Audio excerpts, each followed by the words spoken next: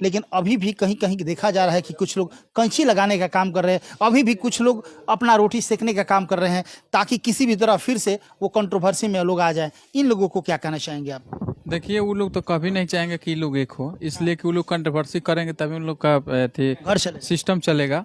और वो लोग कंट्रोवर्सी, देखिए, जिसका जो काम होता है वो रिसर्च करते रहता है। अच्छा, रिसर्च करते रहे। हाँ, जैसे कि चूहा अगर घर में घुस गया तो आप कहीं जे लगा दिए बिल बंद भी कर दिया। लोहा का दरवाजा, तो वो में कुटरू कुटरू कुटरू कुटरू करेगा। लेकिन हाँ, वो में कहीं जो उसको मिल जाएगा थोड़ा सा भी पलाई, तो ओकरा जिस पे गुमान करते थे उन्हीं लोगों ने उनके मुंह पर कालिक पोत दिया।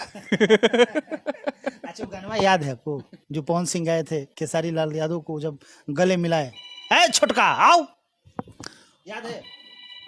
कि तोहरा जैसन भाई कहाँ, तोहरा जैसन यार कहाँ, तहरा